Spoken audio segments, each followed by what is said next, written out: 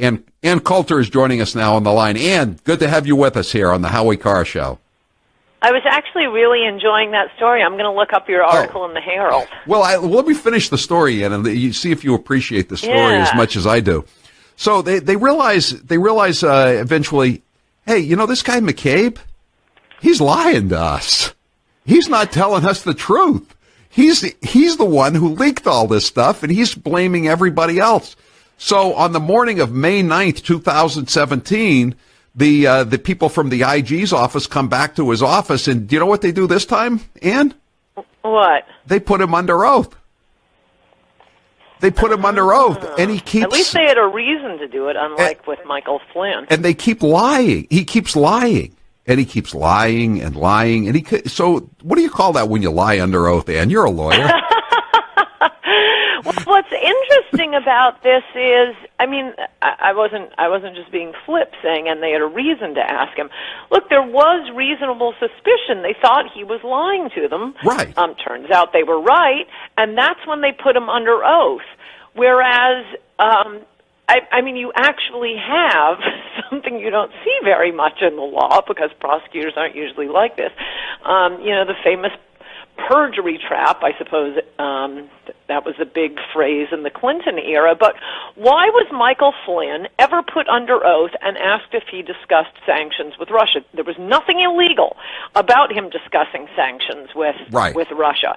But my suspicion is, and I'd like to see exactly what was said in the transcripts, we don't know, but this was right when during the transition, when Obama threw those Russians out of their Long Island home as if they were collecting anything interesting out there. But that was supposed to be, you know, this But punishment. don't you think they're going to throw... And most people, I don't think of throwing a few Russians out as a sanction. You think of sanctions as we won't do business with you, or Russia sanctioning us by not allowing Americans to adopt Russian kids. You think of it as more transactional and big and not just, oh, we're throwing these Russians out.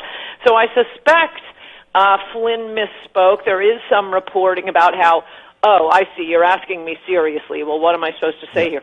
But when they bring him in, there's no underlying crime. With McCabe, you have an underlying crime. Right. It's exactly. It's just so weird in the Trump era, where the president doing his job is constantly treated as if it's obstruction of justice. Right. Meanwhile, well, there's so many ways to go with this. All the people he's trying to fire are committing the crimes Trump is accused of. Well, it's like the Ukrainian. They're investigating the Ukrainian, giving him $150,000 or his foundation $150,000 for making a video for him. Yet they're not investigating the same Ukrainian giving $13 million to the Clinton Foundation. I mean, even Mark Penn is writing about that. Clinton's old pollster saying, "What the hell's going on here?" You know, yes. But let me finish the story, Ann, so I can tell you the story. Go ahead. We're back to May 9th, right? So they bring him in, they put him under oath, and he commits multiple counts of perjury, right? On the afternoon of May 9th, what happens, Ann? Does that date ring a bell? Comey is fired.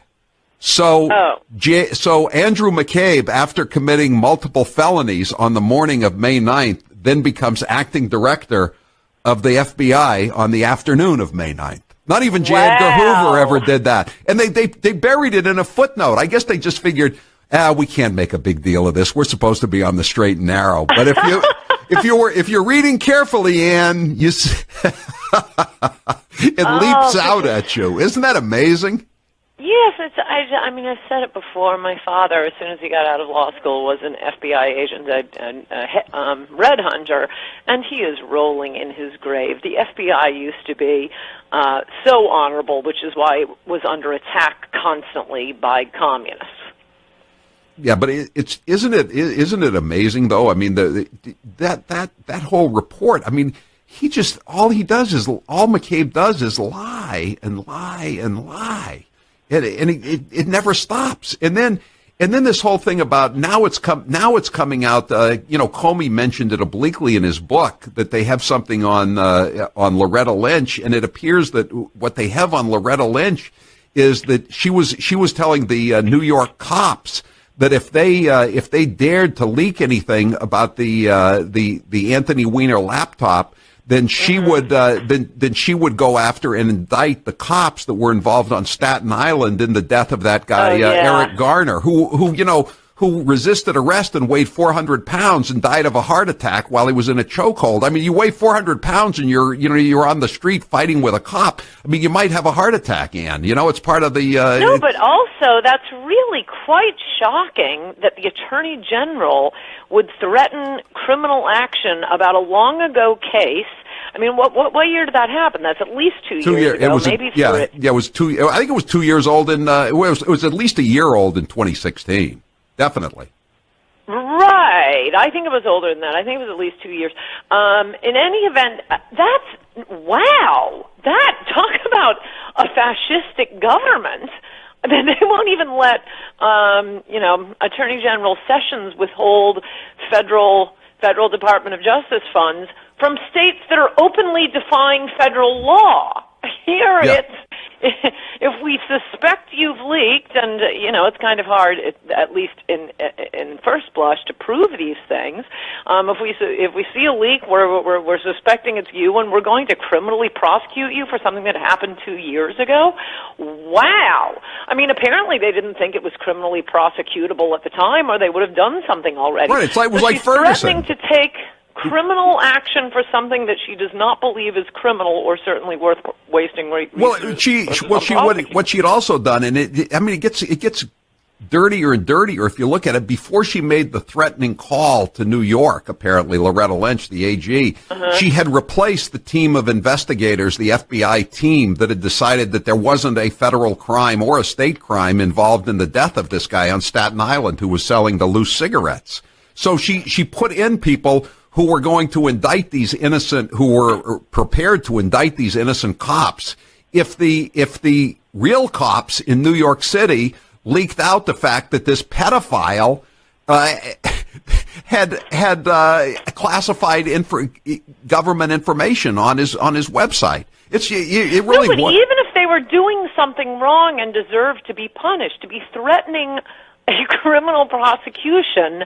And by extension, or what if she did think it was criminal, threatening or offering to not criminally prosecute someone, let's say she thought deserved to be criminally prosecuted, to be using the force of the government that way, threatening to prosecute or not prosecute for a crime based on something having nothing to do with that crime.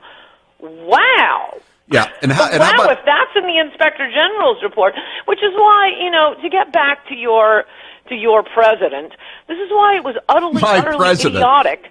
Yes, this is your cue to mention the name of my last book. What is the name of your last book? It slips my mind now, Ann.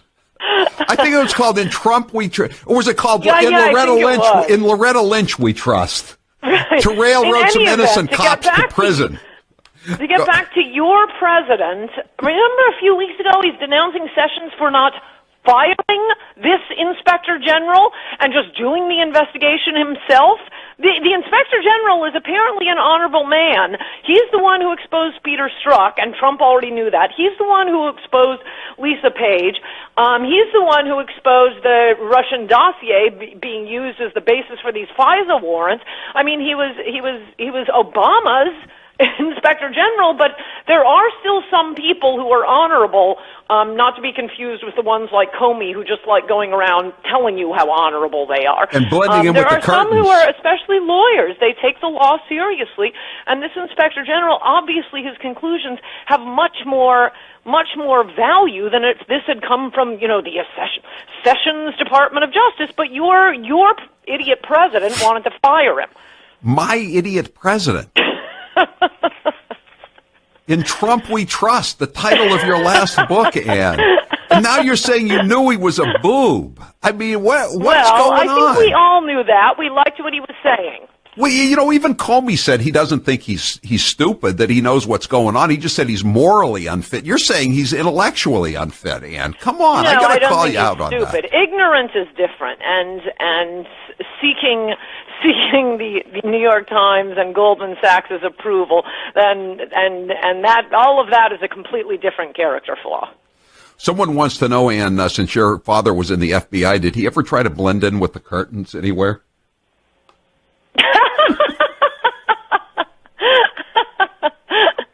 No, he did not.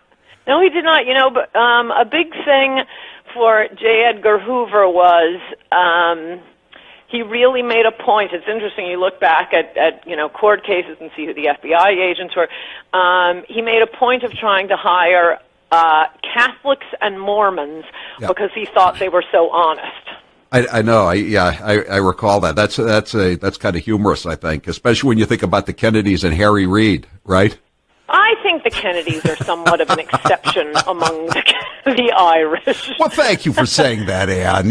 Sometimes I've gotten the feeling that, you thought of us as somewhat of a lesser breed sometimes.